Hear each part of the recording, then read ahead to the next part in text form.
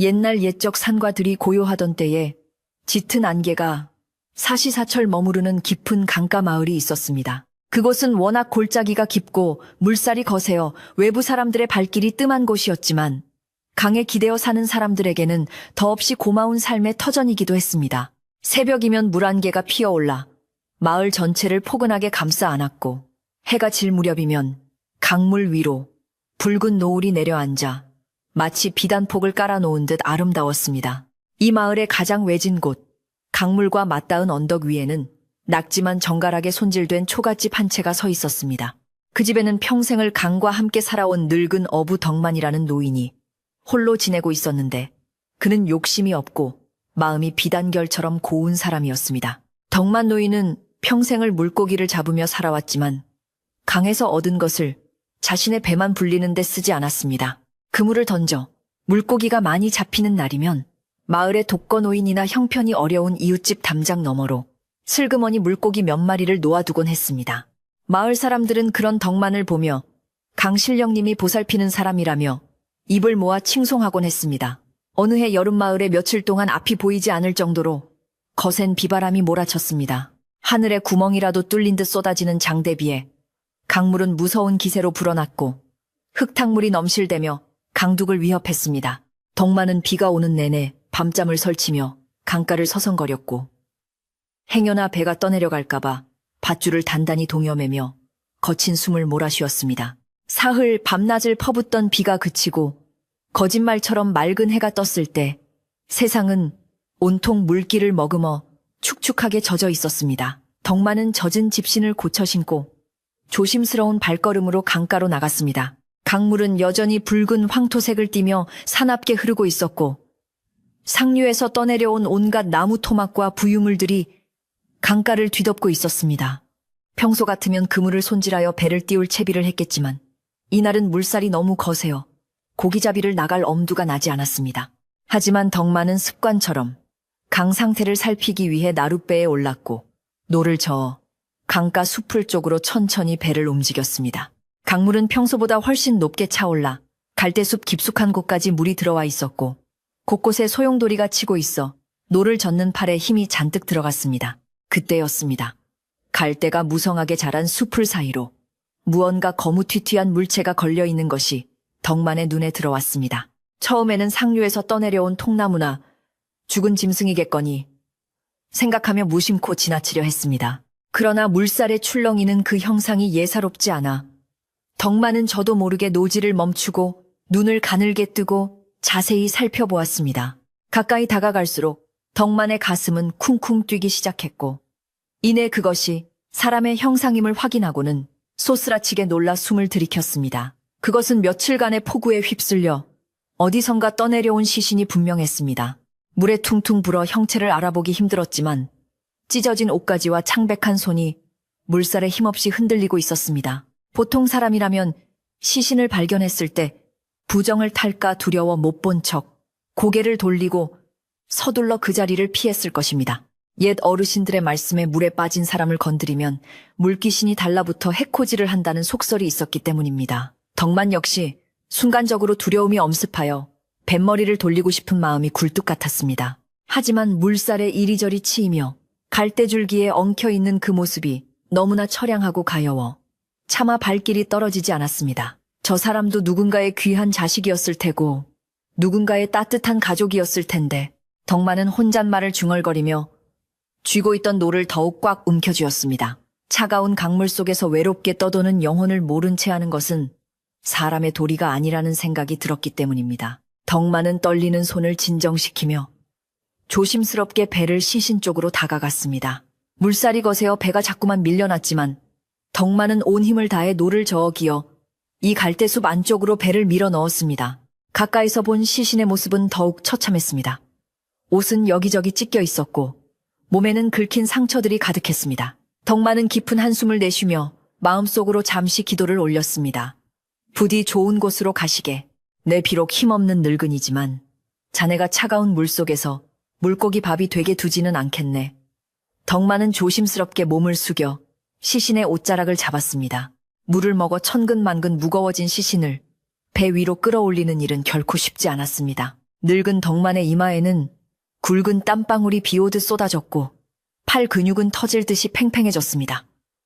몇 번이나 미끄러지고 휘청거리면서도 덕만은 포기하지 않았습니다. 마침내 시신을 배 위로 완전히 끌어올린 덕만은 배 바닥에 털썩 주저앉아 거친 숨을 몰아쉬었습니다. 배 안에는 시큼한 물비린내와 함께 죽음의 냄새가 퍼졌지만 덕만은 코를 막거나 인상을 찌푸리지 않았습니다. 오히려 자신이 입고 있던 낡은 겉옷을 벗어 시신의 차가운 몸을 덮어주며 예를 갖추었습니다. 하늘은 언제 비가 왔냐는 듯 맑고 푸르렀지만 배 위에 흐르는 공기는 무겁고 엄숙했습니다.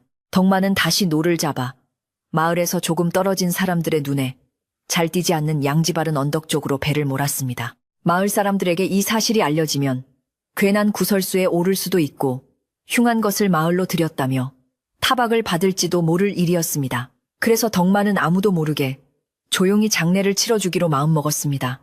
배가 팀에 닿자 덕만은 시신을 둘러매고 언덕을 오르기 시작했습니다. 평소라면 오르기 힘든 가파른 길이었지만 누군가의 마지막 길을 배웅한다는 책임감이 덕만의 발걸음을 묵묵히 이끌었습니다. 그는 양지 바르고 물 빠짐이 좋은 곳을 골라 시신을 내려놓았습니다. 그리고는 집으로 달려가 챙겨온 삽과 곡괭이로 땅을 파기 시작했습니다. 비에 젖은 땅은 다행히 부드러웠지만 땅을 깊게 파는 일은 노인에게 고된 노동이었습니다. 해가 중천에 떠오를 때까지 덕만은 쉬지 않고 땅을 팠습니다.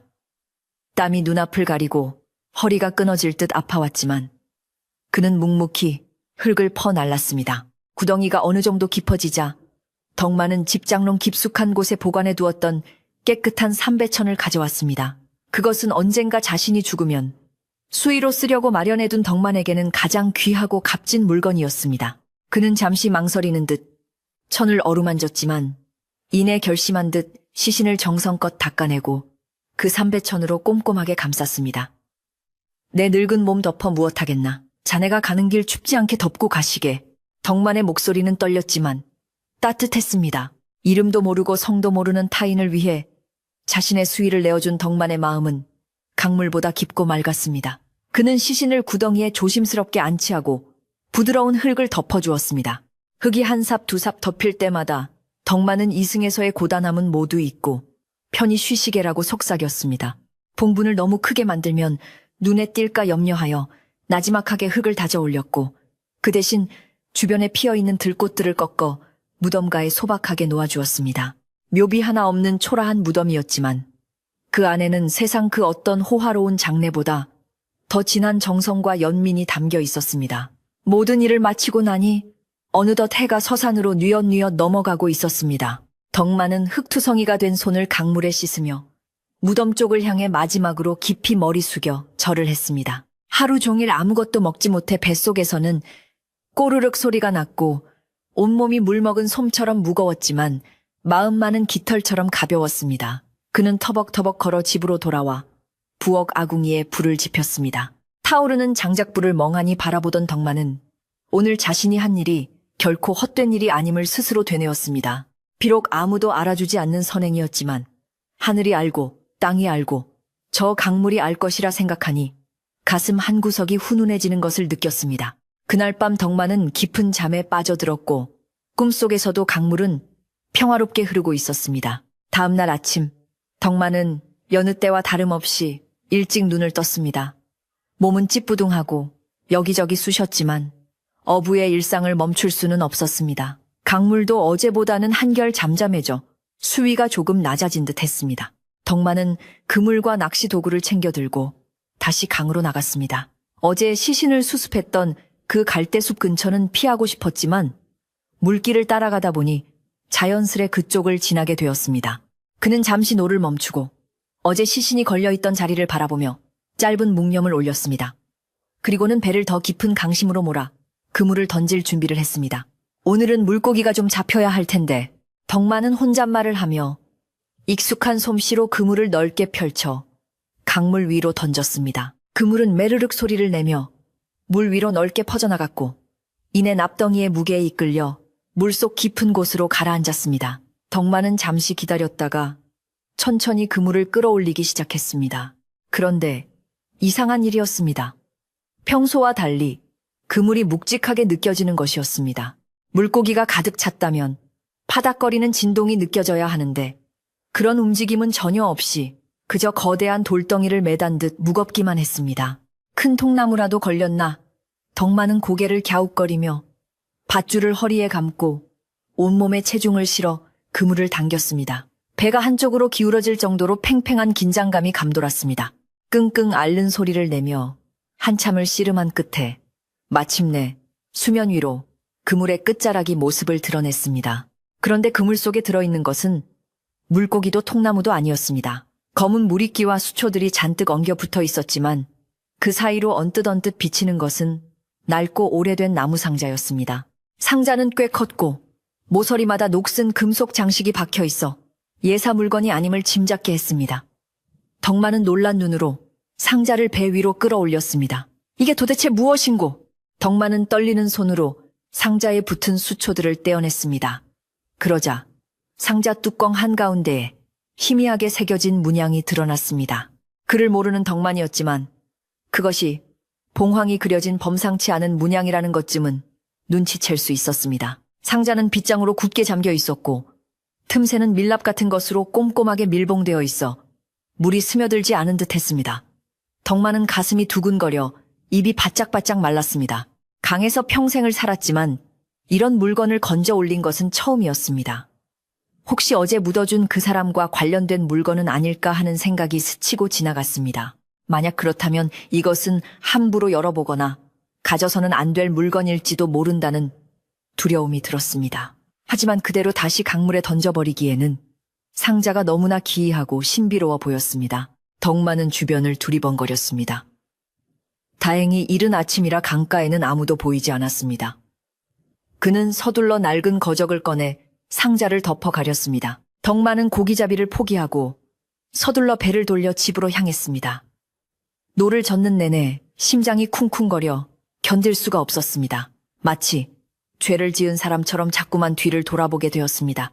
집에 도착한 덕만은 대문을 걸어 잠그고 상자를 안방 깊숙한 곳으로 옮겼습니다. 어두운 방 안에서 촛불을 켜고 상자를 다시 보니 낡았음에도 불구하고 묘한 기품이 흘렀습니다. 이것이 복이 될지 화가 될지 알 수 없는 노릇이었습니다. 덕만은 상자를 열어보고 싶은 호기심과 두려움 사이에서 갈팡질팡했습니다. 그러나 일단은 아무에게도 알리지 않고 보관해 두는 것이 상책이라 생각했습니다. 혹여나 주인이 나타나면 돌려주어야 할지도 모른다는 순박한 생각이 앞섰기 때문입니다.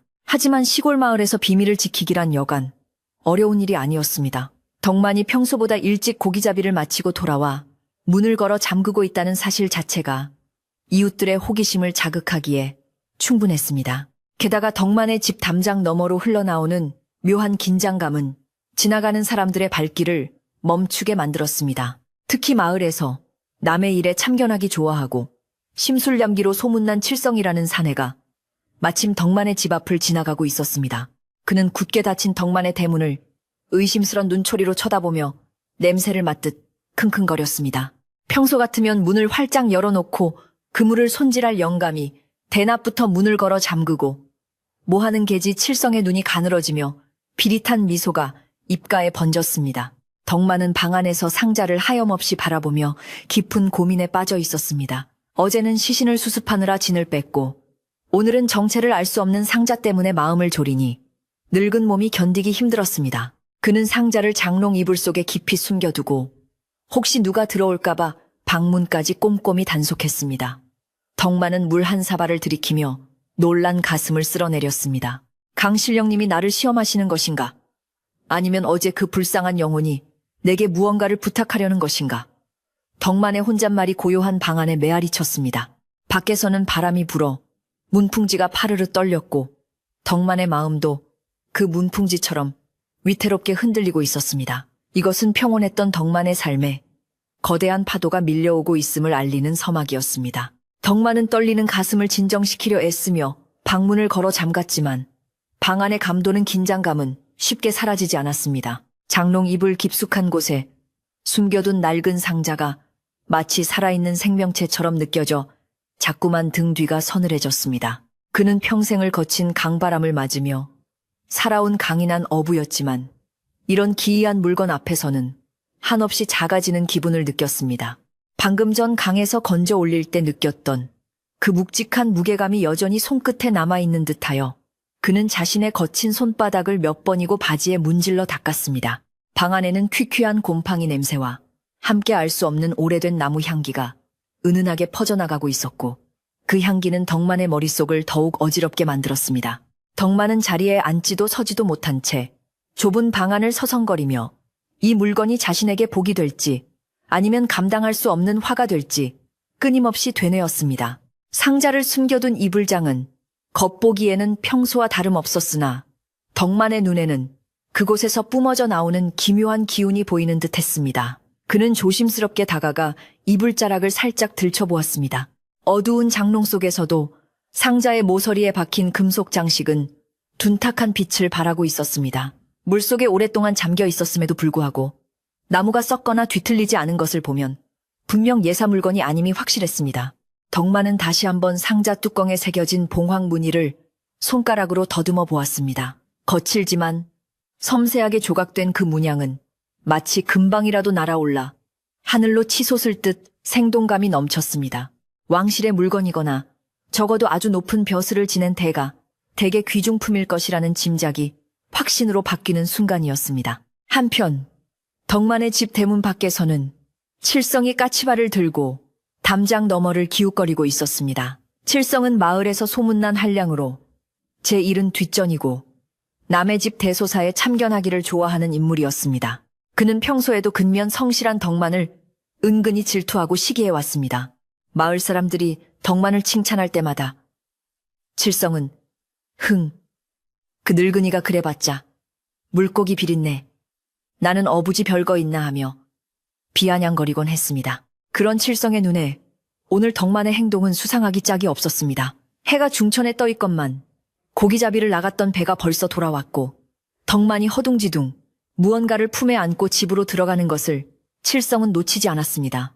그의 본능적인 호기심이 발동했고 먹잇감을 노리는 하이에나처럼 덕만의 집 주변을 맴돌기 시작했습니다. 칠성은 대문 틈새로 마당을 훔쳐보려 애썼지만 굳게 닫힌 문은 좀처럼 틈을 보여주지 않았습니다. 그는 혀를 차며 담장 쪽으로 발걸음을 옮겼습니다.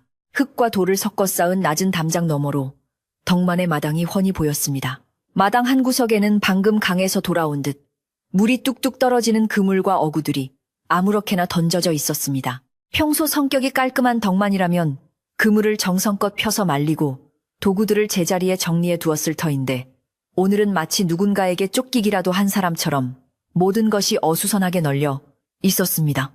칠성의 가느다란 눈이 반짝였습니다. 틀림없어. 뭔가 숨기는 게 있어. 평소답지 않게 허둥대는 꼴이라니. 칠성은 입가에 비릿한 미소를 머금으며 중얼거렸습니다. 방 안에 있던 덕만은 바깥에서 들려오는 부스럭거리는 소리에 화들짝 놀라 숨을 죽였습니다. 쥐나 고양이가 지나가는 소리일 수도 있었지만 죄를 지은 사람 마냥 가슴이 콩닥거려 견딜 수가 없었습니다. 그는 숨소리조차 새어나가지 않게 입을 틀어막고 귀를 쫑긋 세웠습니다.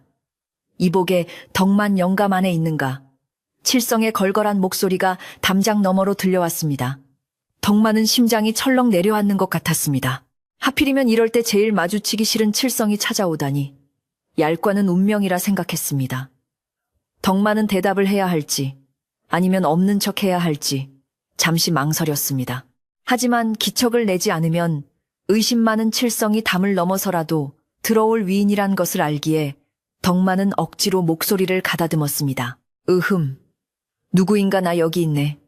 덕만은 짐짓 아무렇지 않은 척 방문을 열고 마루로 나갔습니다. 하지만 그의 얼굴은 창백하게 질려 있었고 집신을 신는 발은 미세하게 떨리고 있었습니다. 대문을 열자 칠성이 뒷짐을 지고 거만하게 서 있는 모습이 보였습니다. 칠성은 덕만의 얼굴을 보자마자 위아래로 훑어보며 비꼬는 말투로 말을 걸었습니다. 아니, 해가 아직도 한참 남았는데 벌써 들어와 계시오. 고기는 좀 잡으셨나? 칠성의 눈빛은 덕만의 눈을 피하지 않고 집요하게 파고들었습니다. 덕만은 칠성의 시선을 피하며 헛기침을 했습니다. 아, 몸이 좀 안 좋아서 일찍 들어왔네. 요새 통기력이 없어서 말이야. 칠성은 덕만의 변명이 마음에 들지 않는다는 듯 코웃음을 쳤습니다. 몸이 안 좋은 양반이 대문은 꽁꽁 걸어 잠그고 뭘 그리 꼼지락거리셨소? 지나가다 보니 집안에서 웬 달그락거리는 소리가 나던데. 칠성은 슬그머니 마당 안으로 발을 들여놓으며 집안을 훑어보았습니다. 덕만은 칠성이 마루 쪽으로 다가오자 본능적으로 방문 앞을 막아서듯 섰습니다. 아니, 그냥 집안 정리 좀 하느라고 그랬네. 별일 아니니 신경 쓰지 말게. 덕만의 목소리가 평소보다 높고 다급하게 들렸습니다. 칠성은 그런 덕만의 태도에서 더욱 강한 의심의 냄새를 맡았습니다. 칠성의 시선이 마당 구석에 놓인 젖은 그물에 머물렀습니다. 그물에는 물고기 비늘 하나 붙어 있지 않고 깨끗했습니다. 빈 그물이구만. 고기 한 마리 못 잡고 돌아오셨다. 강신령님이 보살피는 덕만 영감이 웬일이래. 칠성은 빈정거리며 덕만의 속을 긁어댔습니다. 덕만은 식은땀이 흐르는 것을 느끼며 주먹을 꽉 쥐었습니다. 오늘은 물살이 너무 세서 그물을 제대로 칠 수가 없었네.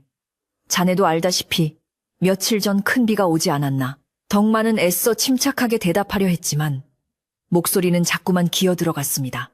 칠성은 덕만의 어깨 너머로 굳게 닫힌 방문을 뚫어지게 쳐다보았습니다. 마치 투시력이라도 있는 것처럼 방 안에 숨겨진 비밀을 캐내려는 기세였습니다. 덕만은 칠성이 혹시라도 방문을 열어젖힐까봐 조마조마했습니다. 다행히 칠성은 한 발자국 물러서며 묘한 미소를 지었습니다. 뭐 정그러시다면야 할 수 없지. 몸조리 잘하시게나.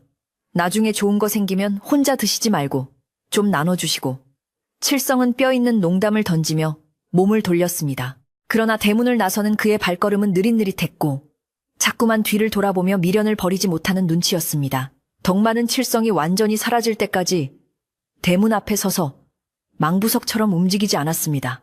칠성의 뒷모습이 골목길 모퉁이를 돌아 사라지자 그제야 덕만은 다리에 힘이 풀려 그 자리에 주저앉고 말았습니다. 큰일이구나.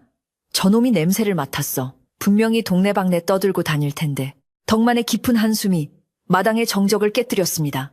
칠성은 덕만의 집을 나오자마자 곧장 마을 어귀에 있는 정자나무 아래로 향했습니다. 그곳은 마을 사람들이 오며 가며 쉬기도 하고 온갖 소문이 만들어지고 퍼지는 사랑방 같은 곳이었습니다. 마침 몇몇 노인들과 아낙네들이 모여 앉아 부채질을 하며 더위를 식히고 있었습니다. 칠성은 과장된 몸짓으로 그들 사이에 끼어 앉으며 부채를 촨 펼쳤습니다. 아이고, 세상에 참 별일도 다 있지. 내가 방금 덕만 영감네 집에 다녀오는 길인데 말이야. 칠성이 운을 떼자 사람들의 시선이 그에게 쏠렸습니다. 평소 덕만에 대한 평판이 좋았기에 사람들은 무슨 일인가 싶어 귀를 기울였습니다. 아니 글쎄, 그 욕심 없는 양반이 대낮부터 대문을 꽁꽁 걸어 잠그고 있더라니까. 내가 불러도 한참 동안 대답도 안 하고 얼굴은 하얗게 질려서 벌벌 떨고 있더란 말이지. 칠성은 침을 튀기며 당시 상황을 묘사했습니다. 게다가 마당에는 물이 뚝뚝 떨어지는 빈 그물이 널려 있는데 고기는 한 마리도 없고 뭔가 큼지막한 걸 건져 올린 흔적이 역력해. 내 눈은 못 속이지. 사람들은 반신반의하는 표정을 지었습니다. 에이 덕만, 영감이 그럴 리가 있나. 어디 편찮으셔서 그랬겠지. 한 노인이 점잖게 타이르듯 말했지만 칠성은 굴하지 않고 목소리를 높였습니다. 내 말을 못 믿네. 며칠 전에 큰물 졌을 때 강에서 온갖 게 다 떠내려왔잖아. 혹시 아나 덕만 영감이 금덩이라도 주었는지 아니면 남들이 보면 안 되는 흉한 물건이라도 건졌는지. 칠성의 말에 금덩이라는 단어가 나오자 사람들의 눈빛이 흔들리기 시작했습니다. 순박한 시골 사람들이었지만 횡재수에 대한 호기심은 어쩔 수 없는 인간의 본성이었습니다. 그러고 보니 아까 덕만 영감배가 들어올 때 보니까 뱃머리가 꽤 무거워 보이긴 했어. 옆에 있던 아낙네 하나가 거들자 칠성은 때를 놓치지 않고 맞장구를 쳤습니다. 그렇지. 내 말이 맞다니까. 분명히 뭔가 숨기고 있어. 혼자만 잘 먹고 잘 살려고 그러는 게 틀림없어. 소문은 삽시간에 마을 전체로 퍼져나갔습니다. 처음에는 덕만이 이상하다 정도였던 이야기가 사람들의 입을 거치면서 덕만이 보물상자를 주었다. 임금님 진상품을 훔쳤다더라. 심지어는 도깨비 방망이를 얻었다더라. 하는 황당무계한 이야기로 부풀려졌습니다. 덕만의 집을 바라보는 마을 사람들의 시선은 점점 차가워졌고 호기심과 시기심이 뒤섞인 묘한 공기가 마을을 감쌌습니다.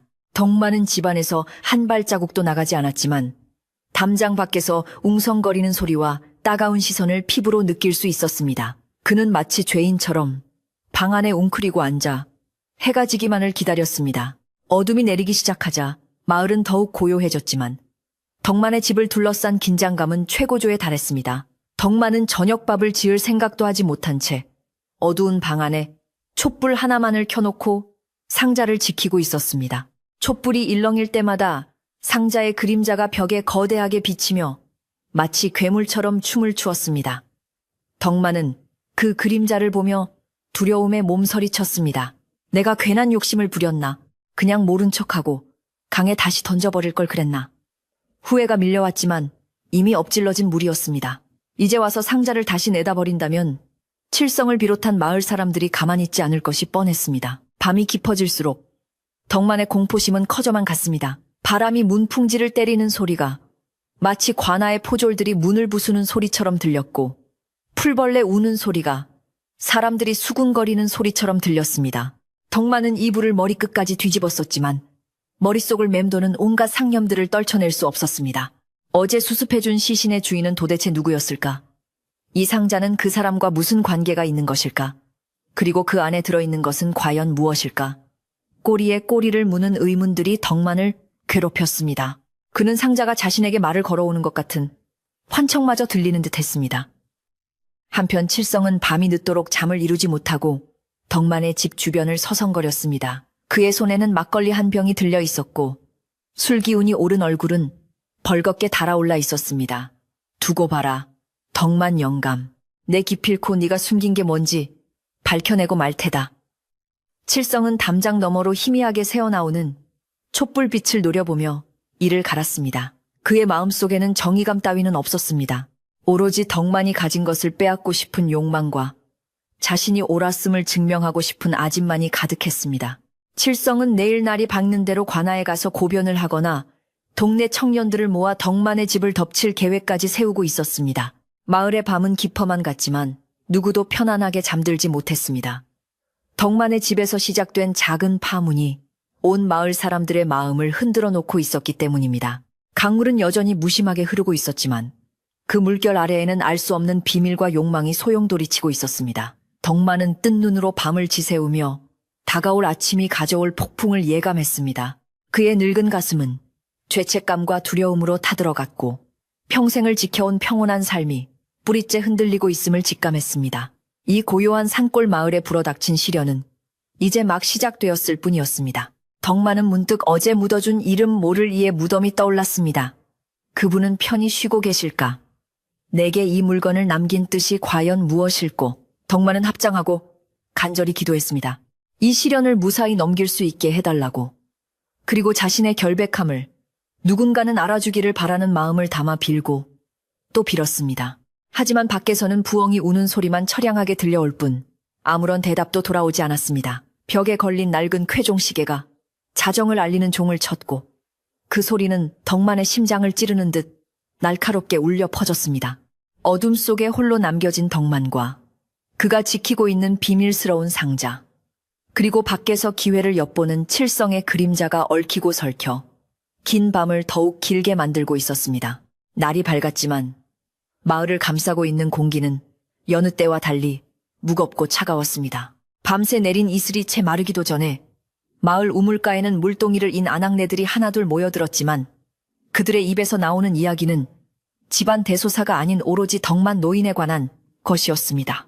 간 밤에 칠성이 퍼뜨린 소문은 꼬리에 꼬리를 물고 불어나 이제는 덕만이 강에서 도깨비를 불러들였다거나 나라에서 금지한 밀무역에 손을 댔다는 험악한 이야기로 변질되어 있었습니다. 사람들의 눈빛에는 호기심을 넘어선 두려움과 경계심이 서려 있었고 평소 덕만에게 고마움을 느끼던 이들조차 혹여나 자신들에게 불똥이 튈까봐 입을 굳게 다물고 눈치만 살피는 형국이었습니다. 마을 전체가 보이지 않는 불신의 안개에 휩싸인 듯 흉흉하기 그지없었습니다. 방 안에 갇힌 덕만은 바깥의 동정을 살피느라 뜬 눈으로 밤을 지새워 눈이 참하고 얼굴은 반쪽이 되어 있었습니다. 그는 벽에 등을 기대고 앉아 이불장 속에 숨겨둔 상자를 멍하니 바라보았습니다. 어제까지만 해도 신비롭게 느껴지던 그 상자가 이제는 자신을 옥죄어오는 족쇄처럼 느껴져 가슴이 답답해졌습니다. 내가 어쩌자고 저걸 집으로 들였을꼬. 차라리 못 본 척 지나쳤더라면, 아니 관아에 바로 알렸더라면 이런 사단은 나지 않았을 것을. 덕만은 자신의 어리석음을 탓하며 마른 세수를 반복했습니다. 하지만 시간을 되돌릴 수는 없는 노릇이었고 이미 엎질러진 물을 주워 담을 수도 없었습니다. 문 밖에서는 사람들이 웅성거리는 소리가 들려올 때마다 덕만의 심장은 콩닥거리며 요동을 쳤습니다. 한편 마을 어귀 정자나무 아래에서는 칠성이 의기양양한 표정으로 사람들을 선동하고 있었습니다. 그는 마치 자신이 마을의 안전을 지키는 파수꾼이라도 된 양 목소리를 높였습니다. 여러분, 내 말이 틀린 적 있었소. 저 덕만 영감이 평소에는 얌전한 척하더니 뒤로는 무슨 꿍꿍이를 꾸미는지 알 수가 없단 말이오. 강에서 건져 올린 것이 만약 역병이라도 옮기는 물건이면 우리 마을은 다 죽는 거요. 칠성의 말에 겁 많은 사람들은 동요하기 시작했습니다. 맞아. 어제부터 마을 분위기가 이상하긴 했어. 까마귀가 지저대는 것도 불길하고 말이야. 누군가 맞장구를 치자 칠성은 더욱 신이 나서 덕만을 당장 끌어내어 사실을 밝혀야 한다고 주장했습니다. 그의 눈에는 덕만을 공경에 빠뜨리겠다는 악의가 가득 차 있었습니다. 덕만은 문틈으로 새어 들어오는 햇살조차 두려워 커튼을 치고 어둠 속에 몸을 숨겼습니다. 굶주림과 갈증이 목을 타고 넘어왔지만 부엌으로 나갈 엄두조차 나지 않았습니다. 그는 마치 세상과 단절된 외딴 섬에 홀로 남겨진 기분이었습니다.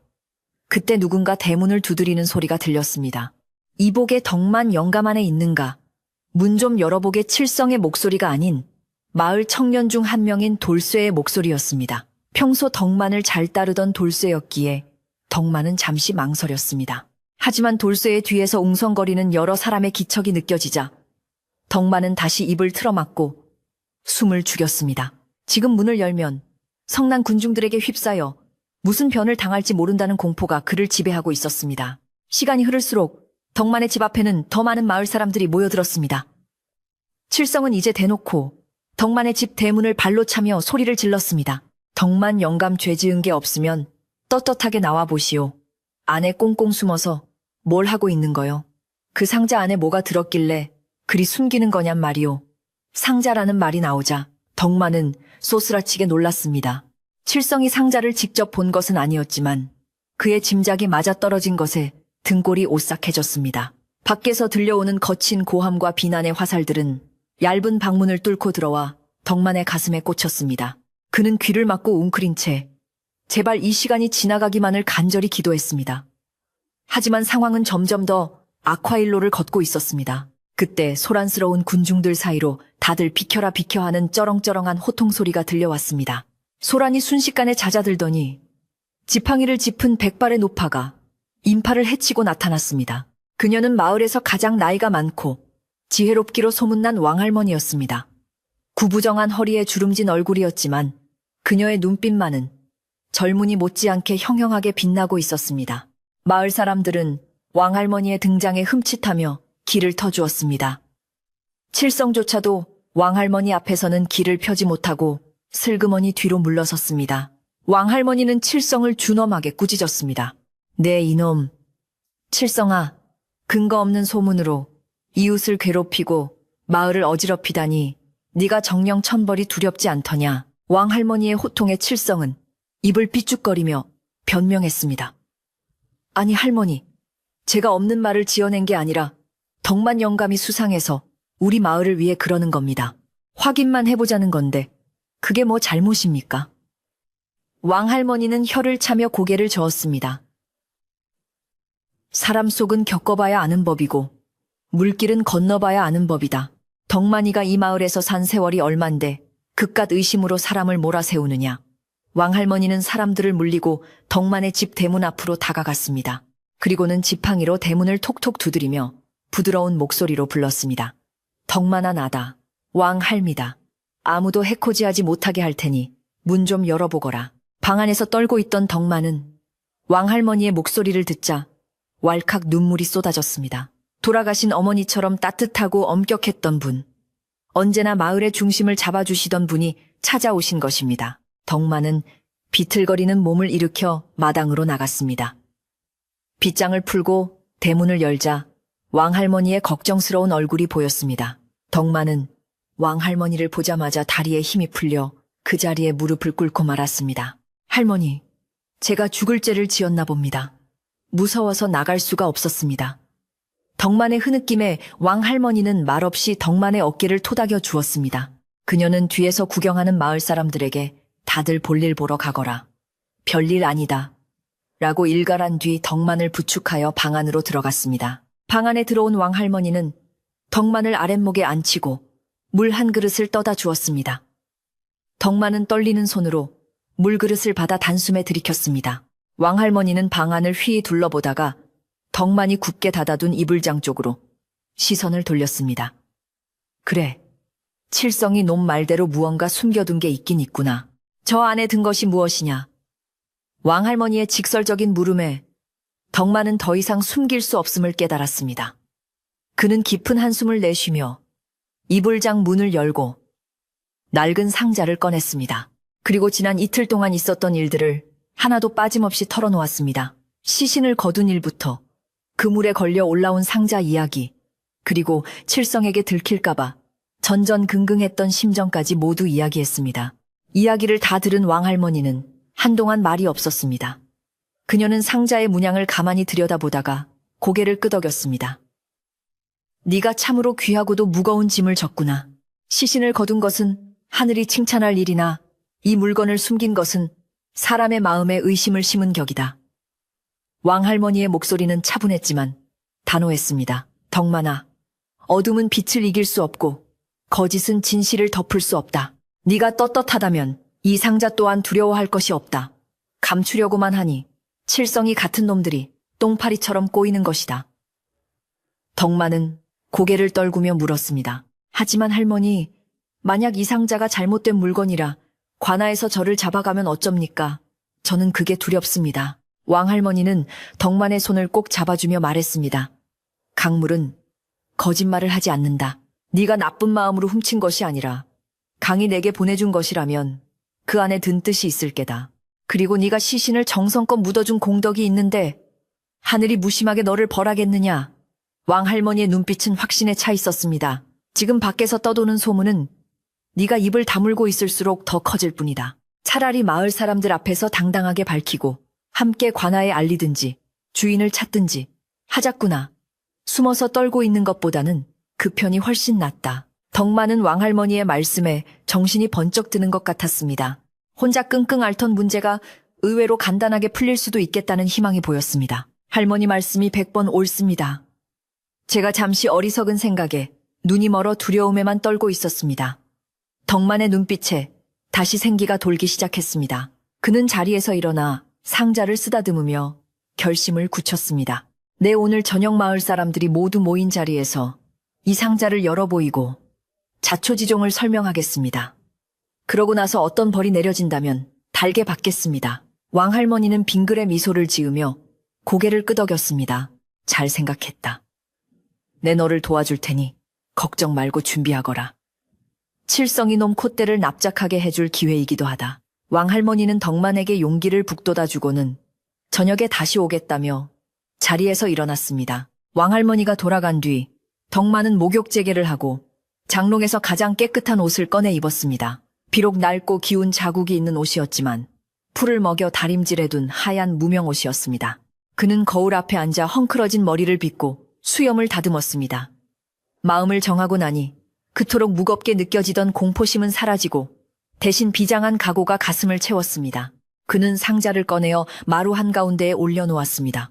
저녁 노을이 붉게 물들기 시작하자 덕만은 마당에 멍석을 깔고 집안에 있던 등불들을 모두 꺼내어 환하게 밝혔습니다. 마치 큰 잔치를 준비하는 사람처럼 분주하게 움직이는 덕만의 모습은 담장 밖에서 훔쳐보던 사람들을 어리둥절하게 만들었습니다. 해가 서산으로 넘어가고 어둑어둑해지자 일을 마치고 돌아온 마을 사람들이 하나둘 덕만의 집 근처로 모여들었습니다. 칠성은 거봐라, 내가 뭘 했냐. 덕만 영감이 드디어 백기를 들고 자수하려는 모양이다. 라며 사람들을 부추겼습니다. 마을마당은 금세 사람들로 북적거렸고 호기심 어린 눈빛들이 덕만의 집안을 향했습니다. 덕만은 대문을 활짝 열어젖혔습니다. 그리고 마당 한가운데 놓인 멍석 위 등불 아래에 놓인 상자 옆에 정좌하고 앉았습니다. 그의 표정은 더 이상 죄인의 것이 아니었습니다. 평생 거친 파도와 싸워온 늙은 어부의 위엄이 서려 있었습니다. 사람들이 웅성거리며 마당으로 들어와 덕만을 둘러쌌습니다. 칠성은 맨 앞에 서서 팔짱을 끼고 거만하게 물었습니다. 자, 이제 속 시원하게 털어놓으시지. 그 상자 안에 금괴라도 들었소. 아니면 훔친 작물이라도 되는 거요.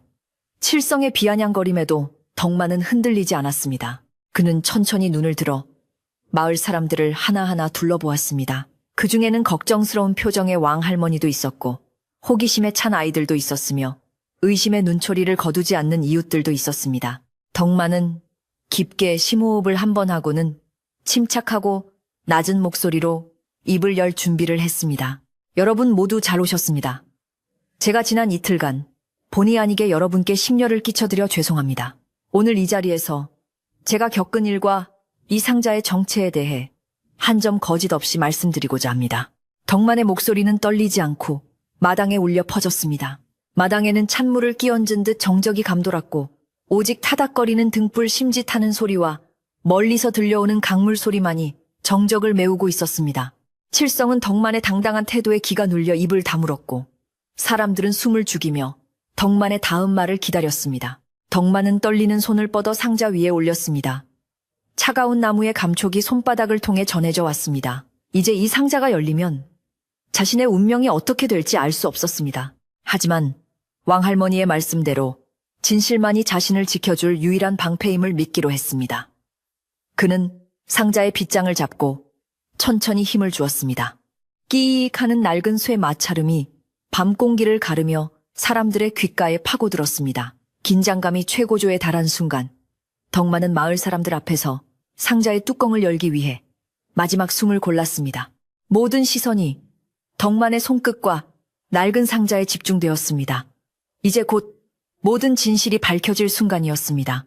낡은 경첩이 비명을 지르듯 끼익 하는 쇳소리를 내며 뒤로 넘어갔고 상자의 뚜껑이 마침내 완전히 열렸습니다. 칠흑 같은 어둠 속에서 등불의 빛을 받은 상자 안은 순간적으로 번쩍이는 섬광을 내뿜어 주위에 둘러선 사람들의 눈을 멀게 할 정도였습니다. 사람들은 저마다 아이고 눈부셔라 하며 손으로 눈을 가리거나 뒷걸음질을 쳤고 그 틈바구니에서 낮은 탄성들이 터져나왔습니다. 상자 안에는 붉은 비단에 쌓인 금부치들과 은으로 만든 식기들, 그리고 옥으로 다듬어진 장신구들이 가득 들어차 있어 마치 별들이 쏟아진 듯 찬란하게 빛나고 있었습니다. 평생 흙과 물만 만지며 살아온 시골 사람들에게는 난생 처음 보는 귀한 보물들이었기에 모두가 넋을 잃고 그 광경을 바라볼 뿐이었습니다. 하지만 그 찬란한 보물들보다 덕만의 눈길을 끈 것은 상자 맨 위에 얌전하게 놓여있는 기름종이로 겹겹이 쌓인 서신 한 통이었습니다. 덕만은 떨리는 손으로 그 서신을 조심스럽게 집어들었는데 마치 부서지기 쉬운 날달걀을 다루듯 조심스러운 손길이었습니다. 칠성은 보물을 보자마자 눈이 뒤집힌 듯 흥분하여 삿대질을 해댔습니다. 저거 보시오. 내 말이 맞지 않소. 저런 어마어마한 보물을 강에서 주었다면 관아에 바쳤어야지. 혼자 꿀꺽하려고 숨겨둔 게 틀림없소. 저건 도둑놈이나 하는 짓이오. 칠성의 선동에 몇몇 사람들이 동요하며 수군거렸지만 덕만은 아랑곳하지 않고 서신을 마을 촌장에게 공손히 건넸습니다. 촌장 어른, 저는 글을 읽을 줄 모르니 이 글에 적힌 내용을 마을 사람들 앞에서 읽어주십시오. 이 상자가 누구의 것이며 왜 강물에 떠내려 왔는지 저도 그것이 궁금할 따름입니다. 덕만의 목소리는 차분했지만 깊은 울림이 있었습니다. 마을 촌장은 헛기침을 한번 하고는 안경을 고쳐 쓰고 서신의 봉인을 뜯었습니다. 종이를 펼치는 바스락거리는 소리조차 크게 들릴 만큼 마당은 쥐 죽은 듯 조용해졌습니다. 촌장은 등불 가까이 종이를 대고 천천히 그리고 엄숙한 목소리로 글을 읽어 내려가기 시작했습니다. 그것은 한양에 계신 높은 벼슬아치가 지방으로 내려보내는 중요한 문서였습니다. 이 상자를 지닌 자는 임금님의 명을 받아 흉년이 든 고을을 구제하기 위해 떠나는 구휼사절이다. 만약 이동 중에 불의의 사고를 당하여 이 물건이 유실되거든 이를 습득한 자는 관아에 신고하거나 사절의 시신을 수습하여 예를 다하라. 그리하면 그 공을 높이 사서 상자 안에 든 재물의 일부를 포상으로 내리고 그 덕을 치하할 것이다. 촌장의 낭독이 끝나자 마당에는 무거운 침묵이 흘렀습니다. 사람들은 멍하니 서로의 얼굴만 쳐다볼 뿐 누구 하나 선뜻 입을 열지 못했습니다. 칠성 또한 예상치 못한 내용에 입을 딱 벌린 채 촌장과 덕만을 번갈아 쳐다보았습니다. 그제야 덕만은 무겁게 입을 열어 지난 며칠간의 일을 이야기하기 시작했습니다. 여러분, 저는 이 상자를 줍기 전날 강가 갈대숲에 걸려있는 시신 한 구를 발견했습니다. 물에 퉁퉁 불어 누군지 알 수 없었지만 차마 물고기 밥이 되게 둘 수 없어 제 수의를 꺼내 입히고 양지 바른 곳에 묻어주었습니다. 덕만의 고백에 사람들의 표정이 일순간에 바뀌었습니다. 보물에 눈이 멀어 의심했던 자신들과 달리 아무런 대가 없이 낯선 이의 시신을 거둔 덕만의 행동은 감히 흉내낼 수 없는 숭고한 것이었기 때문입니다. 아낙네들은 옷소매로 눈물을 훔쳤고 노인들은 고개를 끄덕이며 탄식했습니다. 그때는 이 상자가 있는 줄도 몰랐습니다. 그저 가엾은 영혼이 편히 쉬기를 바라는 마음뿐이었습니다. 그런데 다음 날 그물을 던지니 이 상자가 올라왔습니다. 저는 두려웠습니다. 혹여나 도둑으로 몰릴까봐 또는 이 물건이 화를 부를까봐 겁이 나서 숨겼던 것입니다. 덕만의 목소리가 가늘게 떨렸습니다. 왕할머니가 지팡이를 짚고 앞으로 나서며 말했습니다. 보아라, 강물은 결코 헛된 것을 보내지 않는다고 하지 않았더냐. 덕만이가 베푼 인정에 대한 보답으로 하늘이 이 상자를 내려주신 게다. 시신을 거두어준 은인에게 보답하라는 글귀가 딱 들어맞지 않느냐. 왕할머니의 말씀에 마을 사람들은 마치 최면에 걸린 듯 고개를 주걱거렸습니다. 분위기는 순식간에 반전되었습니다. 덕만을 도둑으로 몰았던 시선들은 이제 존경과 미안함이 담긴 눈빛으로 바뀌었습니다. 촌장은 감격스런 표정으로 덕만의 손을 잡았습니다. 자네가 우리 마을의 체면을 살렸네. 임금님의 사절을 거두어 주었으니 이는 자네 개인의 덕일 뿐만 아니라 우리 마을 전체의 자랑일세. 촌장의 칭찬에 덕만은 부끄러워 고개를 들지 못했습니다. 저는 그저 사람이 할 도리를 했을 뿐입니다. 덕만의 겸손한 대답은 사람들의 가슴을 더욱 뭉클하게 만들었습니다. 그때 구석에 서 있던 칠성이 억지를 부리며 소리쳤습니다. 아니, 잠깐만요. 그 시신을 진짜 묻었는지 아니면 그냥 떠내려가게 두고 상자만 건진 건지 어떻게 안답니까? 덕만 영감 말만 믿고 덥석 넘어갈 일이 아니잖소. 칠성은 끝까지 자신의 장가박에 도구미난 도고고 개. 미 가네모는 단가박에 도구미난 잔가지가 간자가지가 개니 잘못을 인정하려 하지 않았습니다. 이미 판세가 기울었음에도 불구하고 자존심을 굽히지 못하고 발악하는 꼴이었습니다. 하지만 이번에는 마을 사람들의 반응이 달랐습니다. 평소 칠성과 어울리던 돌쇠마저 인상을 찌푸리며 칠성의 옷자락을 잡아 끌었습니다. 형님, 그만 좀 하슈. 추하게 이게 뭐요? 왕할머니가 칠성을 노려보며 호통을 쳤습니다. 네, 이놈 칠성아, 내 눈에는 저 늙은이의 진심이 보이지 않느냐. 제 수의를 내어주었다고 했다. 평생을 입으려고 아껴둔 수의를 낯선 이에게 입혀보낸 마음을 네가 어찌 짐작이나 하겠느냐. 왕할머니의 호통은 서리빨처럼 매서웠습니다. 못 믿겠으면 날이 밝는 대로 무덤을 파보거라. 만약 덕만이의 수의가 입혀져 있다면 너는 그 자리에서 혀를 깨물고 마을을 떠나야 할 것이다. 왕할머니의 강한 으름장의 칠성은 얼굴이 벌겋게 달아올라 아무 말도 하지 못했습니다. 그는 쥐구멍이라도 찾고 싶은 심정이었을 것입니다. 사람들의 비난 어린 시선이 칠성에게 쏟아졌습니다. 사람이 신보를 곱게 써야지 어찌 그리 매사 삐딱한가. 덕만 영감이 평소에 얼마나 착하게 살았는데 그걸 모함하다니 천벌을 받을 게야. 여기저기서 수군거리는 소리가 칠성의 귀를 때렸습니다. 칠성은 더 이상 버틸 재간이 없었습니다. 그는 씩씩거리는 숨을 삼키며 슬그머니 뒷걸음질 쳤습니다. 아무도 그를 잡지 않았고 오히려 그가 사라지는 길을 홍해 갈라지듯 터주었습니다.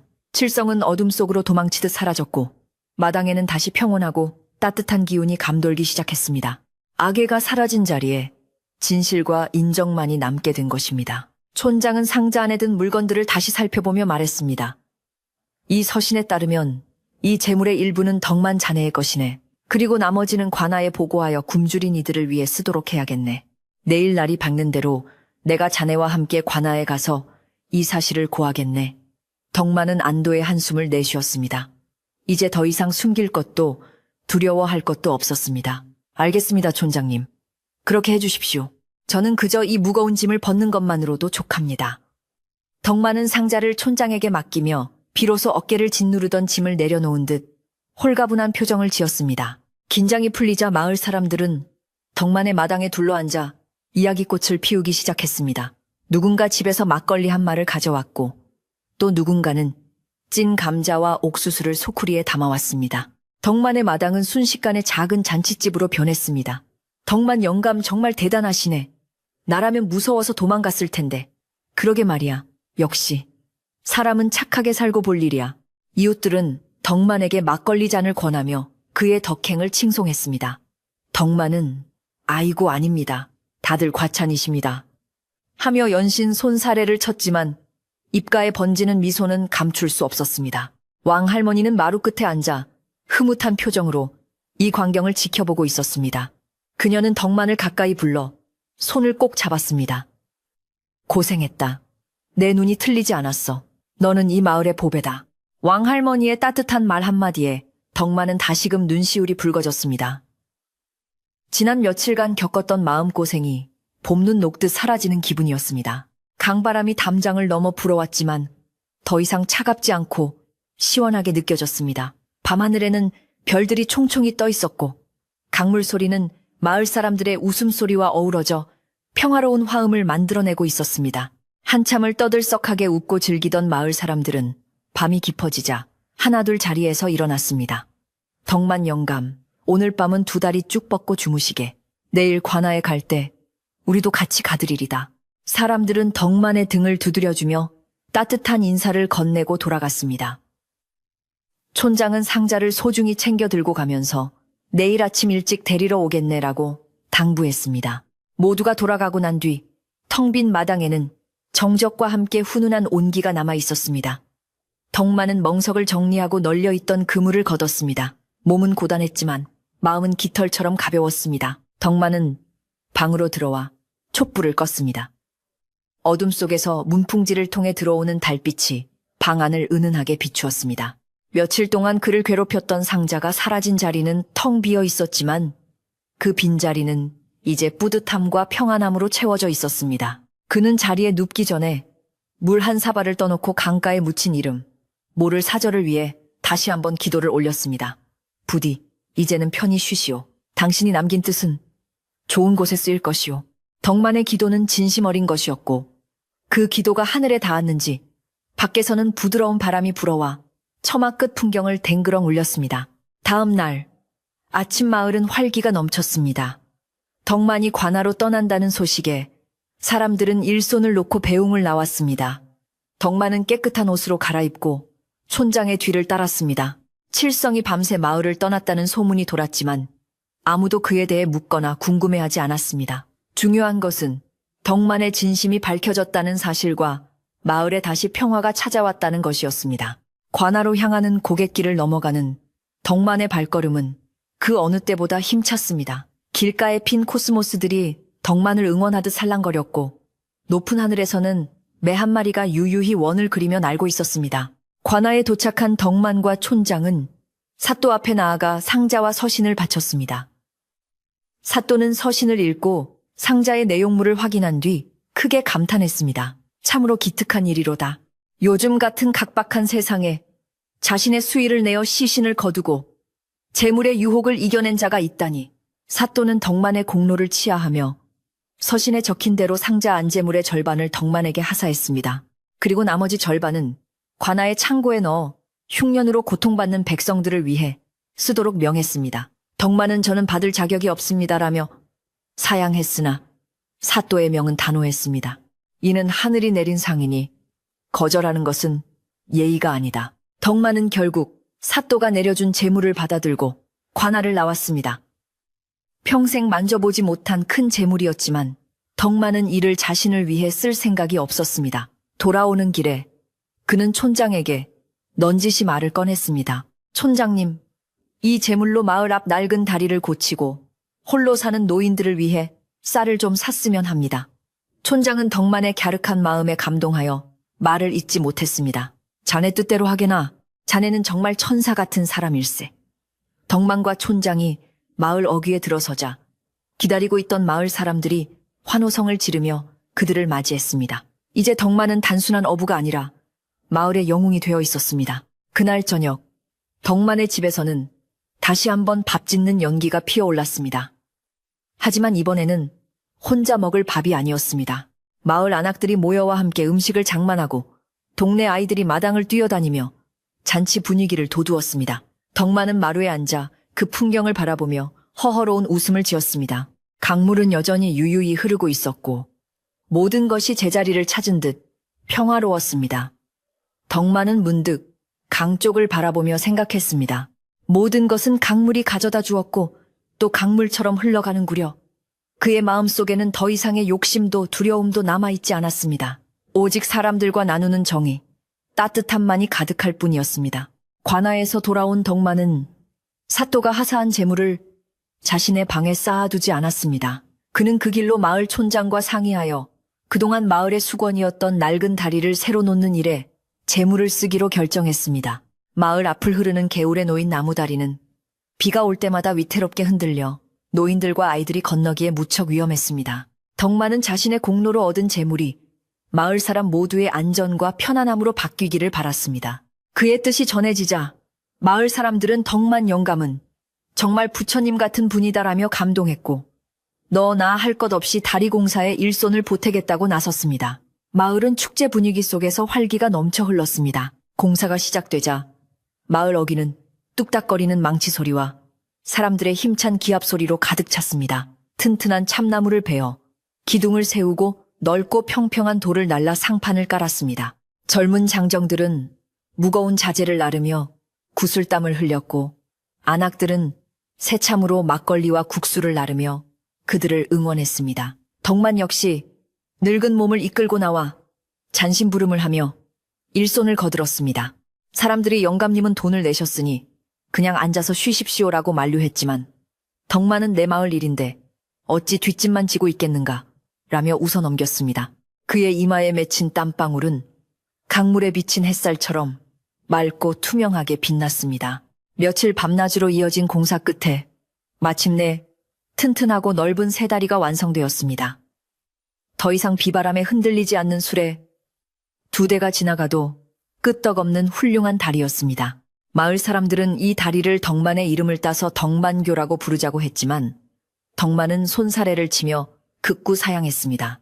대신 그는 이 다리는 하늘이 우리 마을에 선물한 것이니 은혜교라고 부르는 것이 좋겠다고 제안했습니다. 하지만 마을 사람들의 마음속에는 이미 그 다리가 덕만 다리로 깊이 새겨져 있었습니다.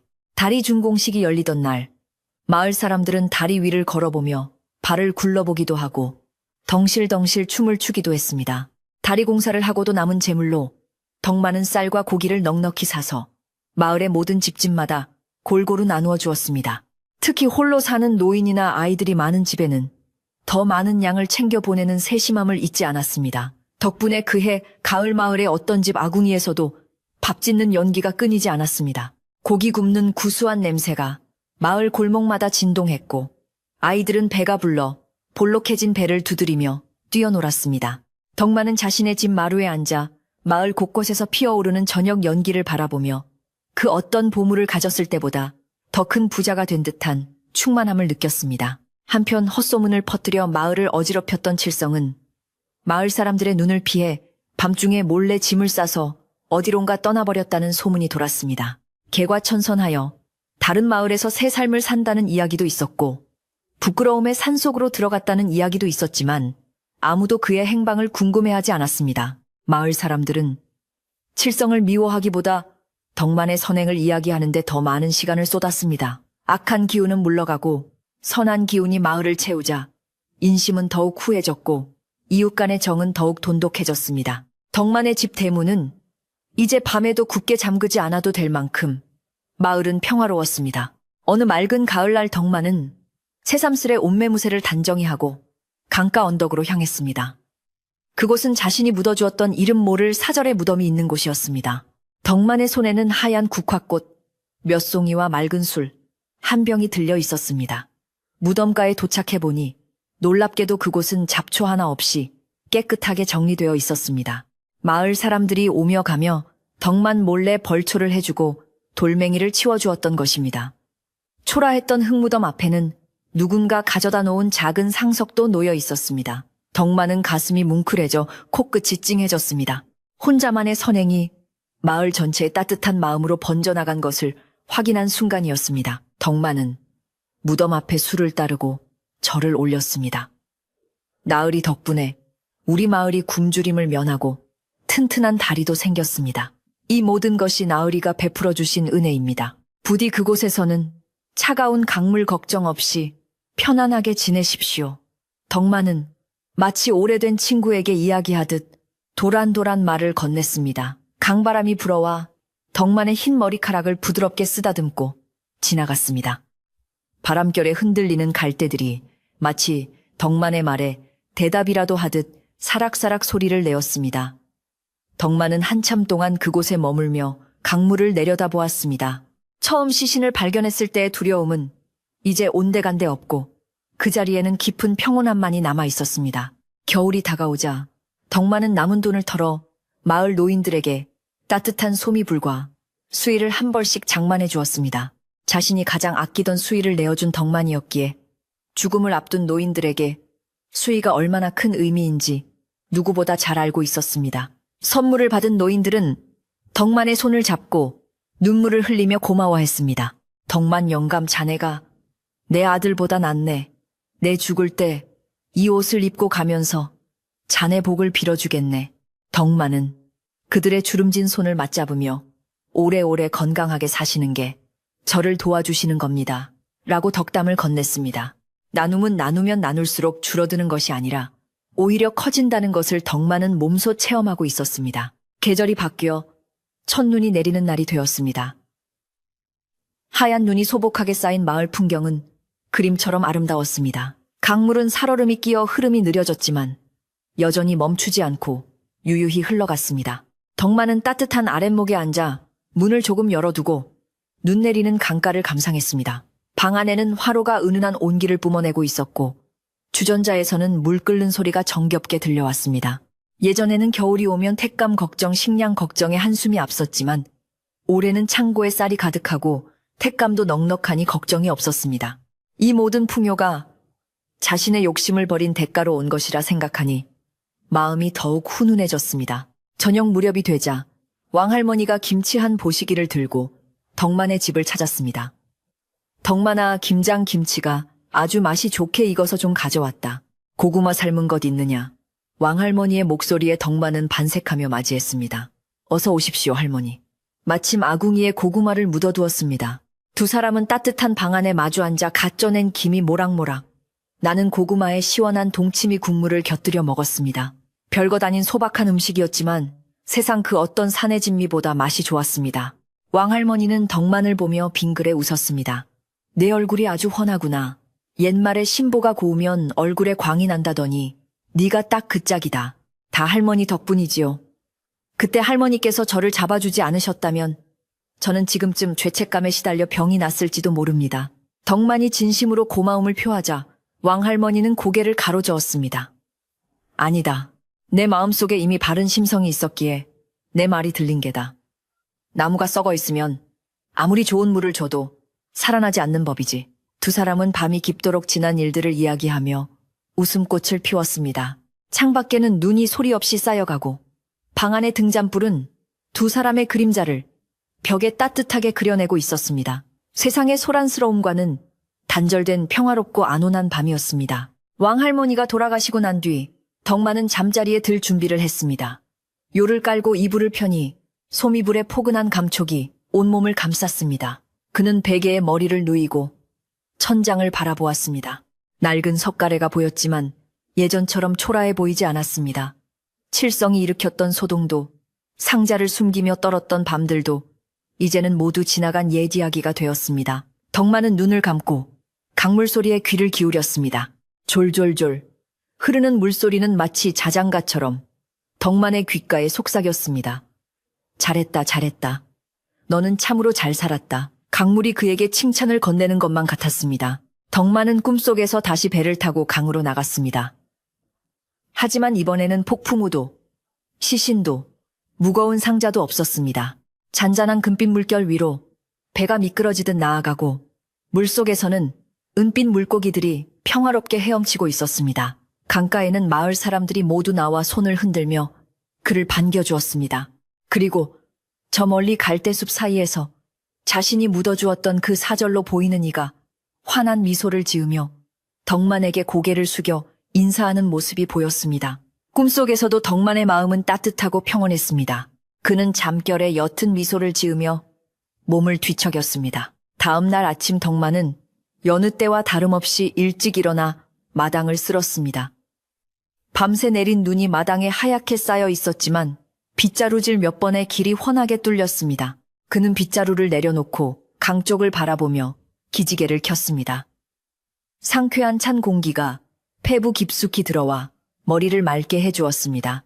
이제 그는 더 이상 로또 같은 행운을 바라지 않습니다. 하루하루 성실하게 그물을 던지고 이웃과 콩 한 쪽이라도 나누며 사는 평범한 일상이 가장 큰 기적임을 깨달았기 때문입니다. 덕만의 집 굴뚝에서 피어오르는 하얀 연기가 파란 하늘로 높이 높이 올라가 퍼졌습니다. 마을 사람들은 덕만을 강희 어른이라 부르며 존경했고 아이들은 덕만을 보면 달려와 품에 안겼습니다. 덕만은 강에 나가 잡은 물고기를 팔아 번 돈으로 가끔은 아이들에게 눈깔 사탕을 사주기도 하고 마을 잔치에 술을 내기도 하며 여생을 보냈습니다. 그의 옷차림은 여전히 소박한 무명옷이었지만 그의 표정은 세상 그 누구보다 여유롭고 기품이 있었습니다. 그는 강이 주는 만큼만 취하고 남는 것은 다시 강이나 이웃에게 돌려주는 삶을 실천했습니다. 강물은 그런 덕만을 닮아 언제나 맑고 푸르게 흘렀습니다. 세월이 흘러 덕만도 나이가 들어 더 이상 배를 탈 수 없게 되었지만 그는 매일 아침 강가에 나가 강물과 대화를 나누는 것을 멈추지 않았습니다. 그는 강가 바위에 앉아 흐르는 물을 보며 지나간 삶을 반추하고 다가올 마지막을 차분히 준비했습니다. 마을 사람들은 그런 덕만의 뒷모습을 보며 저 영감님 등 뒤에는 후광이 비친다라고 수군거렸습니다. 덕만이 보여준 진심과 나눔의 정신은 마을 사람들의 마음속에 깊이 뿌리내려 그 마을은 흉년이 들어도 굶어 죽는 사람이 없고 다툼이 있어도 하루를 넘기지 않는 살기 좋은 마을로 오랫동안 남았습니다. 어느 눈 내리는 깊은 밤 덕만은 따뜻한 아랫목에서 평화롭게 눈을 감았습니다. 그의 얼굴에는 일말의 고통이나 회한도 없이 마치 좋은 꿈을 꾸는 어린아이처럼 편안한 미소가 머물러 있었습니다. 마을 사람들은 덕만의 죽음을 슬퍼하기보다는 그가 하늘나라로 가서 분명 좋은 자리를 받았을 것이라 믿으며 정성껏 장례를 치러주었습니다. 그가 묻어주었던 사절의 무덤 옆 양지 바르고 강물이 잘 내려다 보이는 곳에 덕만의 자리를 마련해 주었습니다. 두 개의 무덤은 나란히 강을 바라보며 서 있었고 그 앞에는 사시사철 마을 사람들이 가져다 놓은 들꽃이 끊이지 않았습니다. 이야기는 이렇게 끝을 맺습니다. 착한 마음은 돌고 돌아 결국 자신에게로 돌아오고 욕심을 비운 자리에는 더 큰 복이 채워진다는 것을 덕만 영감의 이야기가 우리에게 속삭여주는 듯합니다. 오늘 밤 여러분의 꿈자리에도 덕만 영감이 느꼈던 그 따뜻한 밥 짓는 냄새와 평화로운 강물 소리가 함께하기를 바랍니다. 바람이 차가운 밤이지만 마음만은 소미불처럼 포근하게 덮고 근심 걱정은 흐르는 강물에 띄워 보내시길. 깊은 밤 모두 편안히 주무세요.